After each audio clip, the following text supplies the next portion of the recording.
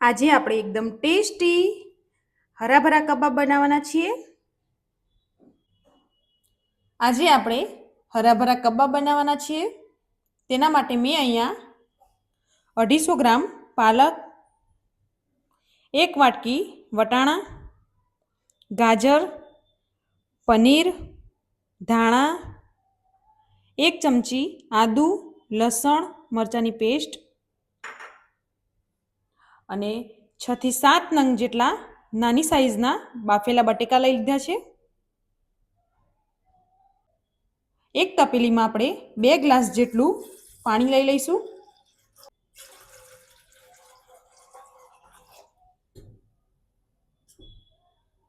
અડધી ચમચી હળદર,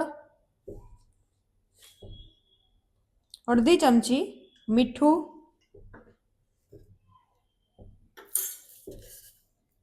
અને અડધી ચમચી ખાંડ એડ કરીશું। પાણીને આપણે ગરમ થવા દઈશું।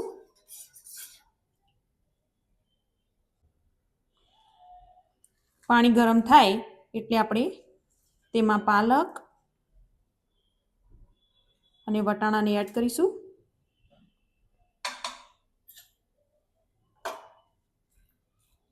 પાલક અને વટાણાને આપણે આ પાણીમાં જ બોઇલ કરવાના છે।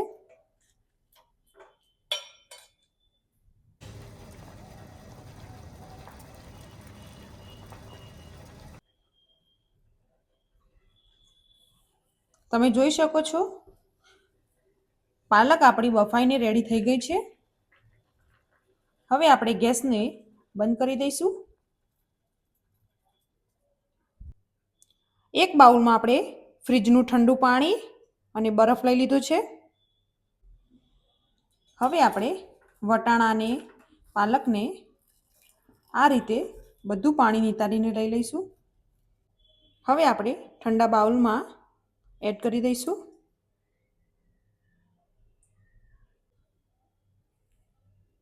હવે આપણે પાલક અને વટાણાને આ રીતે બધું પાણી નીચોઈ લઈશું।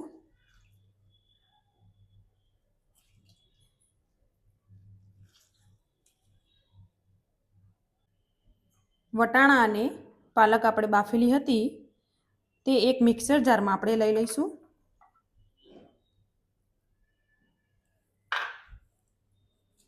તેની આપણે પેસ્ટ બનાવી લઈશું। આ રીતે આપણે સ્મૂથ પેસ્ટ બનાવી લઈશું। એક પેનમાં આપણે થોડું તેલ લઈ લઈશું। તેલ ગરમ થાય એટલે આપણે 1 ચમચી જીરું એડ કરીશું। તેમાં આપણે લસણ, મરચાં, આદુની પેસ્ટ એડ કરીશું।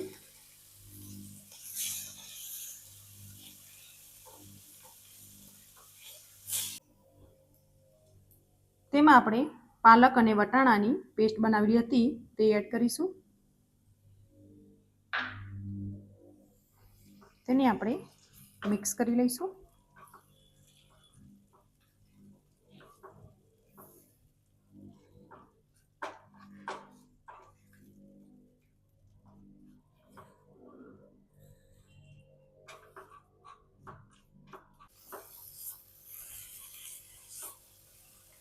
બે મિનિટ સુધી આ રીતે આપણે હલાવતા રહીશું।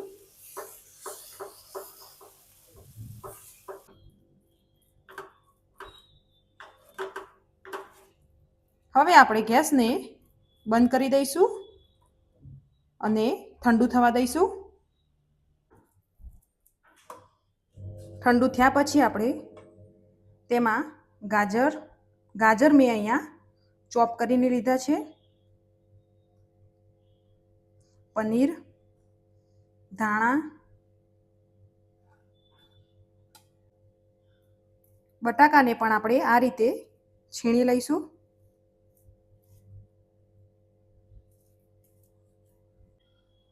હવે આપણે સ્વાદ પ્રમાણે મીઠું, અડધી ચમચી લાલ મરચું પાવડર,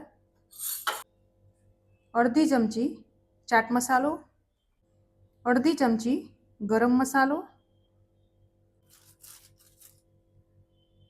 3 ચમચી કોર્નફ્લોર,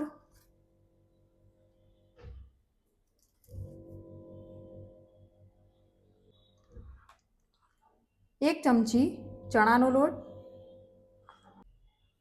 આ બધાને આપણે મિક્સ કરી લઈશું.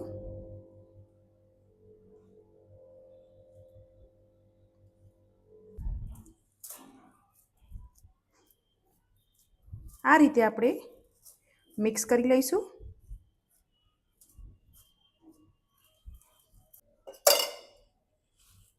હવે આપણે હાથમાં થોડું તેલ લગાવીને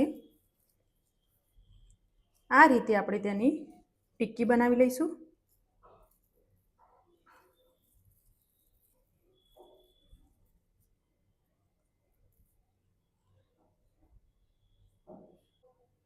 એ જ રીતે આપણે બધા મસાલાની ટિક્કી બનાવી લઈશું. આ રીતે આપણે બધા કબાબને રેડી કરી લેવાના છે.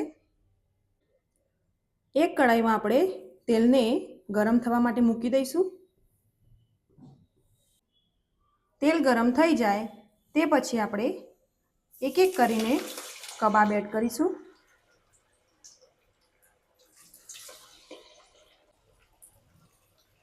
બધા કબાબને આપણે ફૂલ ગેસ ઉપર તળવાના છે.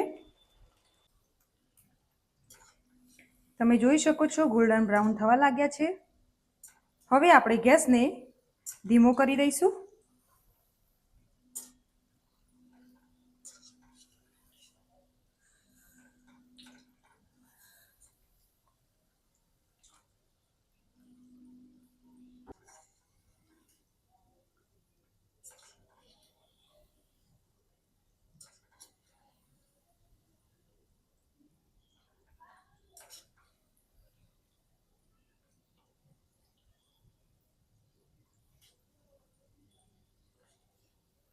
આ રીતે આપણે હલકા હાથેથી પલટાવતા રહીશું.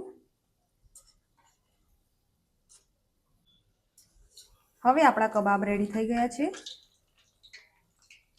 તેને આપણે લઈ લઈશું.